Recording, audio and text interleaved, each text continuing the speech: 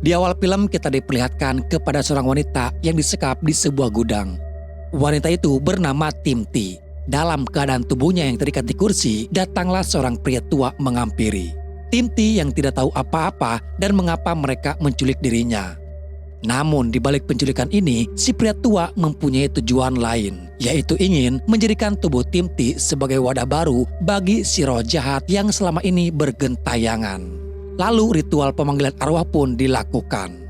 Ada sebuah pisau khusus yang digunakan untuk melakukan ritual itu. Dan tak lama roh jahat itu pun mulai masuk ke tubuh Timti.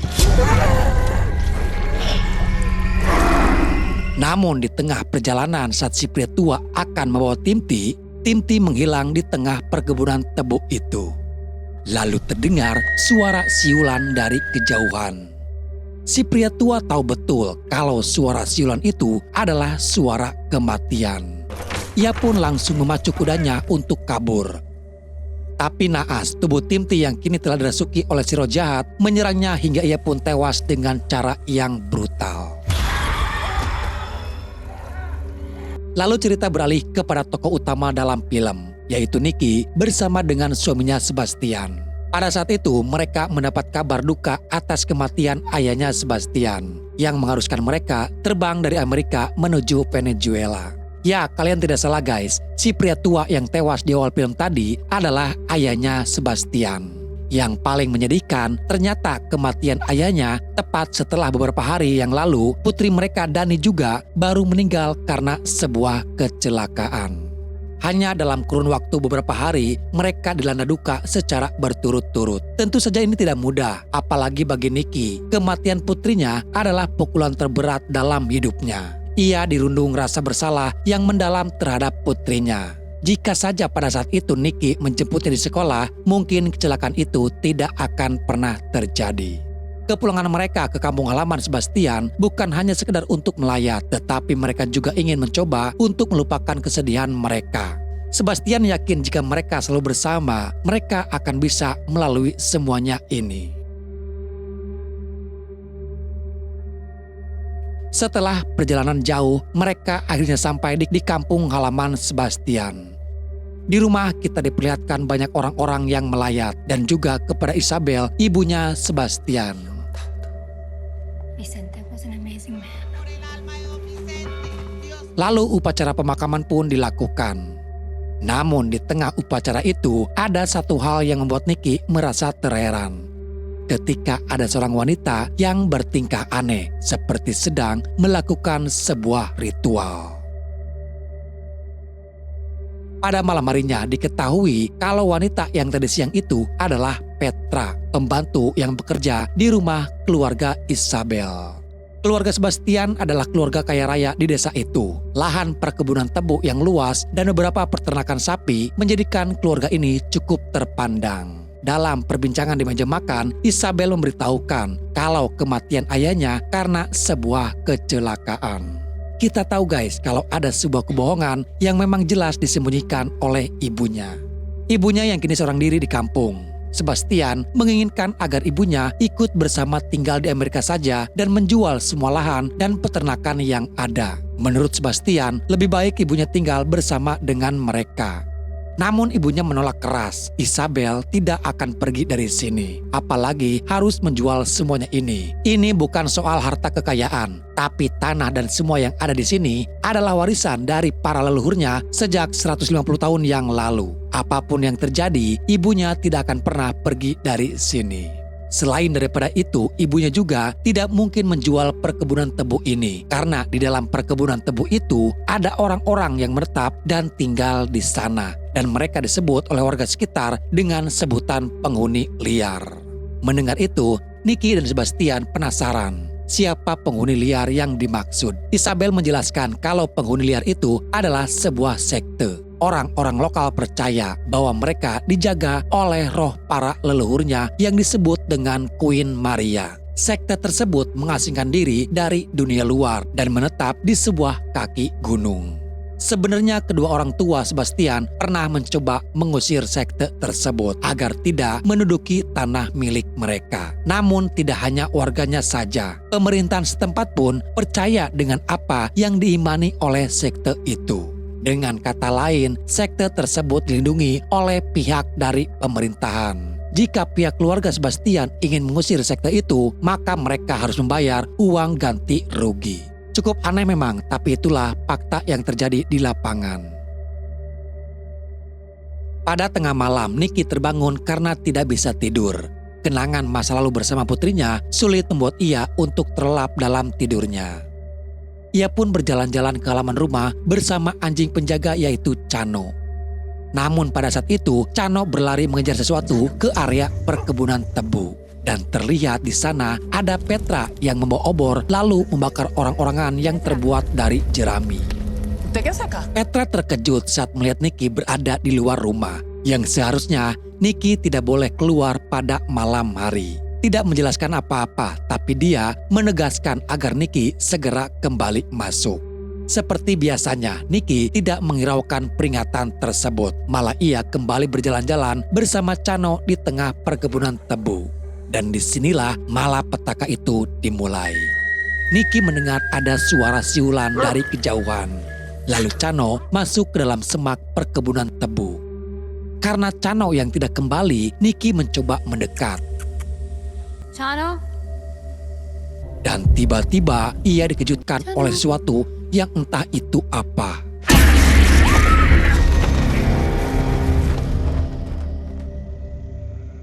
Pada keesokan paginya, Chano tidak terlihat lagi. Nicky mencari ke halaman rumah, bahkan menanyakan kepada Petra, tapi tidak ada yang tahu soal keberadaan Chano. Akhirnya, Nicky memutuskan mencari Chano ke perkebunan tebu itu kembali. Chano! Dalam pencariannya, Nicky melihat ada sebuah jembatan yang menuju ke hutan. Karena penasaran, ia pun mencoba menyeberanginya.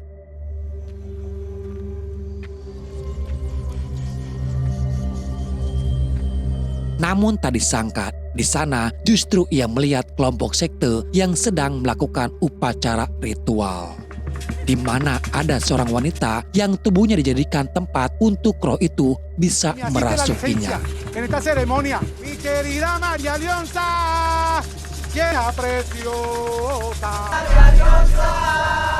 Saat gadis itu kerasukan, mereka menyambut dengan sukacita karena mereka mengira itu adalah roh leluhurnya yang datang.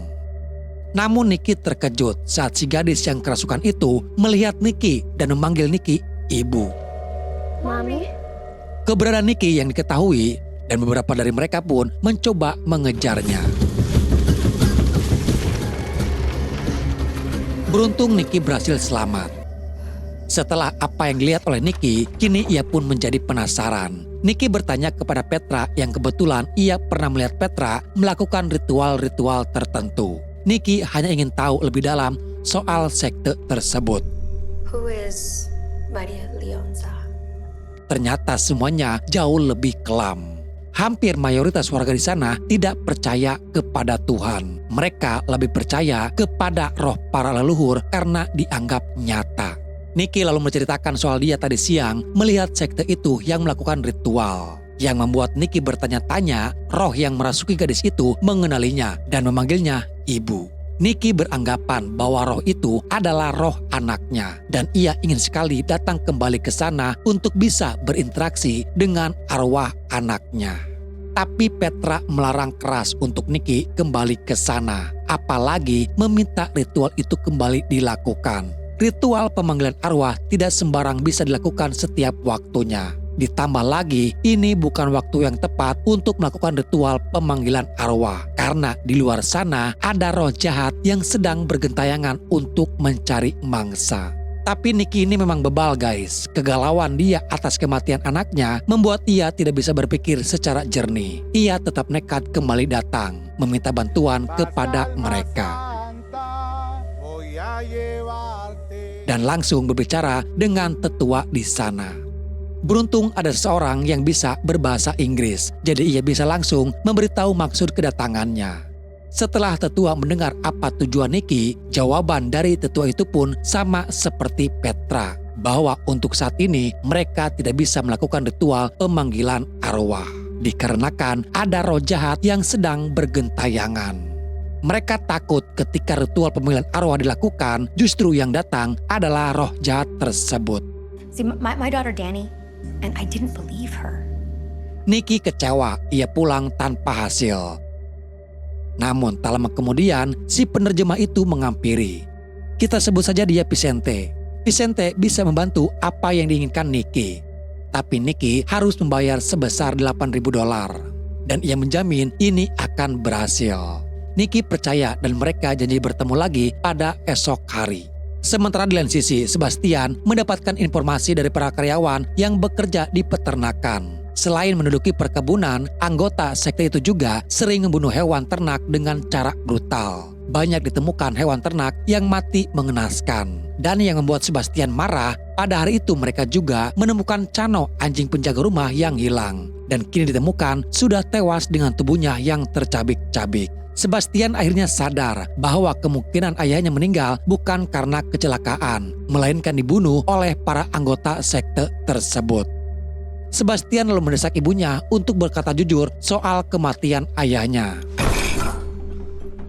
Dan memang benar adanya, ayahnya meninggal bukan karena kecelakaan, melainkan tubuh ayahnya ditemukan sudah hancur. Tidak diketahui pasti siapa pelakunya, tapi disinilah puncak kemarahan dan kebencian Sebastian kepada sekte itu. Sebastian mengira kalau sekte itulah pelakunya. Dia belum tahu soal ada roh jahat yang bergentayangan. Di lain tempat, kita melihat Petra yang kembali melakukan ritual. Jelas kalau Petra bukanlah orang sembarangan. Ia sangat mengerti bagaimana gaib bekerja. Petra sendiri sama seperti sekte itu. Ia menyembah kepada roh leluhur, yaitu Queen Maria. Di saat yang sama, Nicky menemuinya dan menanyakan kenapa sekte itu membunuh Cano, anjing penjaga rumah.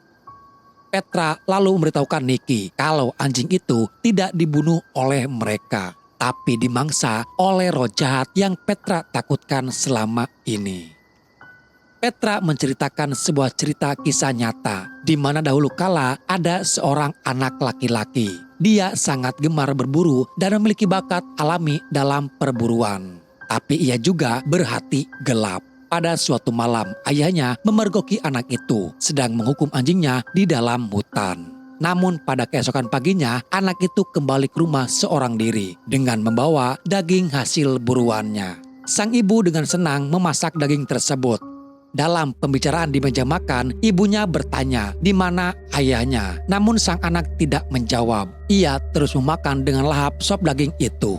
Warga lalu menemukan ayah yang tergantung di sebuah pohon dengan bekas luka sayatan di perutnya. Saat itulah ibunya baru sadar kalau dia telah memasak daging suaminya sendiri. Warga menghukum bocil itu di pohon yang sama lalu membakarnya. Tapi anehnya bocil itu tidak menunjukkan rasa sakit atau kepanasan sama sekali. Dan yang dilakukan si bocil pada saat itu hanya bersiul hingga tubuhnya benar-benar hangus. Sejak saat itulah arwahnya selalu bergentayangan untuk mencari raga agar ia tetap bisa berburu. Dan sejak saat itu pula arwah si bocil itu dikenal dengan sebutan arwah bersiul. Karena siapa saja yang mendengar siulan tersebut maka bisa dipastikan orang itu tidak akan selamat. Pada keesokan harinya, Nicky tetap pada rencananya yaitu menemui Vicente kembali. Di sana dia juga bertemu dengan Gracie. Dan Gracie ini adalah anaknya Vicente. Jadi nanti melalui tubuh Gracie lah roh anaknya itu akan dimasukkan. Sebelumnya Nicky ingin memastikan kepada Vicente apakah ia tidak sedang dibohongi. Vicente menjawab kalau ia butuh uang bukan untuk dirinya, melainkan untuk mengantarkan Gracie putrinya pergi ke Amerika untuk menyusul ibunya. Disebutkan juga kalau ibunya Gracie bernama Timty. Ibunya Gracie pergi tanpa pamit dan dengan uang tersebut Vicente berharap bisa mengantarkan Gracie ke Amerika. Di tempat lain di kandang peternakan, seorang pegawai mendengar suara siulan kematian itu. Saat ia memeriksanya, ia terkejut melihat seekor sapi yang tewas dengan naas. Lalu tiba-tiba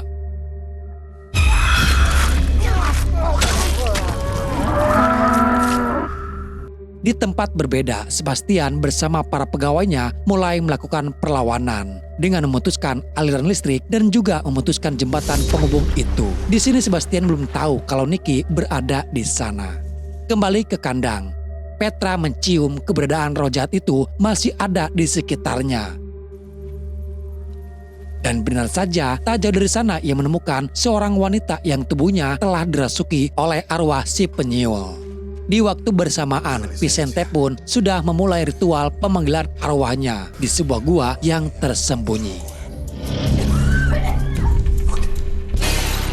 Petra berhasil menyerang wanita yang kerasukan itu. Tidak ada pilihan lain bagi Petra selain ia juga harus melenyapkan perempuan tersebut. Nah, karena waktunya bertepatan dengan ritual pemanggilan arwah yang dilakukan Vicente, dengan cepat roh jahat itu kembali menemukan tubuh baru dan masuk ke dalam tubuhnya Gracie. Disinilah malapetaka bagi mereka berdua. Gracie sempat hilang dalam kegelapan dan ia muncul kembali dan langsung memburu Vicente. Vicente tewas sementara Nicky berhasil kabur. Setelah kembali ke rumah, keadaan sudah mulai kacau. Sebastian bersama orang-orang mulai melakukan penyerangan kepada sekte itu. Nicky memberitahu Sebastian kalau apa yang terjadi selama ini bukan ulah mereka, melainkan ulah dari si roh jahat. Namun percuma saja Sebastian tidak percaya dengan apa yang dikatakan oleh Nicky. Sekarang di rumah tinggal hanya Nicky bersama Isabel. Petra membakar jasad perempuan itu yang ia kira semuanya telah berakhir. Ia belum tahu bahwa si roh jahat sudah mendapati tubuh Gracie dan kini ia sedang melakukan perburuan. Target selanjutnya adalah Isabel bersama Nicky. Mereka akan kabur dengan menggunakan mobil. Namun naas Isabel yang masih berada di luar, tiba-tiba roh jahat itu langsung menyerangnya.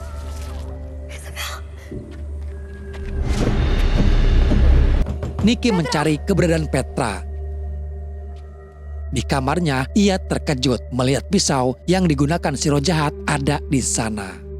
Tak lama kemudian, Petra muncul. Nicky menjadi curiga kenapa pisau itu kini ada pada Petra. Petra mencoba menenangkan Nicky dan mengatakan kini semuanya telah berakhir. Karena raga yang dipakai oleh si roh jahat telah ia bakar. Dan disinilah semuanya akhirnya terungkap kalau ayah Sebastian bersama Petra lah yang memanggil roh jahat itu. Dengan tujuan agar si roh jahat itu memburu sekte yang tinggal di tanah perkebunan tabu. Kita kembali ke awal film.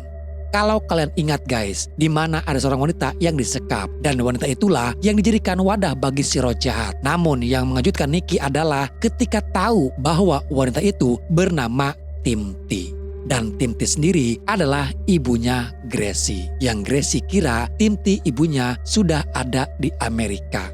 Oh my God. I did a ceremony. Jadi jelas ya guys, yang jahat adalah Petra bersama ayahnya Sebastian yang merencanakan rencana jahatnya, tapi malah senjata makan tuan. Dan Petra sendiri baru tahu kalau roh jahat itu kini ada di dalam tubuh Gracie. Sementara itu Sebastian bersama orang-orangnya menuju ke kemah sekte tersebut. Namun mereka ketakutan saat mendengar siulan kematian itu. Dan kini hanya menyisakan Sebastian bersama satu orang pegawainya. Tapi malang, Sebastian pun kini menjadi target dari roh si pemburu. Nicky merasa sangat bersalah atas apa yang telah ia lakukan. Andaikan saja ia tidak memaksakan diri untuk memanggil roh anaknya, mungkin Gracie tidak akan menjadi orang yang dirasuki. Sedangkan cara satu-satunya untuk menghentikan si roh jahat hanya dengan membunuh raga yang dirasukinya. Nicky bertanggung jawab atas apa yang sudah ia lakukan. Ia meminta agar Petra memindahkan roh itu ke raganya dengan segala resikonya. Awalnya Petra menolak karena sama saja itu membunuh Nicky sendiri. Tapi Nicky berkata kalau ia sudah mati semenjak putrinya meninggal. Tapi apapun resikonya, keputusan itu harus tetap diambil.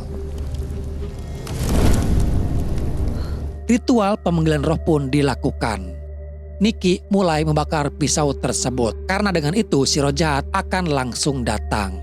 Tak lama si roh jahat datang yang berada di dalam tubuh Gracie. Nicky harus bisa menjebak Gracie di dalam kandang. Dan Gracie berhasil dijebak. Namun semua tidak sesuai rencana guys. Petra malah yang akan membakar tubuh Gracie di sana. Nicky mencoba untuk menghentikannya, tapi naas. Tubuh Petra terdorong hingga tertangkap Gracie yang kerasukan. Dan berujung Petra pun tewas. Tak lama Sebastian bersama para anggota sekte datang. Yang ternyata Sebastian tidak dibunuh oleh roh pemburu itu. Nicky mencoba untuk meyakinkan Sebastian agar dia tidak menembak Gracie. Ia yakin bisa melepaskan roh yang ada dalam tubuh Gracie. Sementara para anggota sekte mulai membacakan mantra pengusiran setan.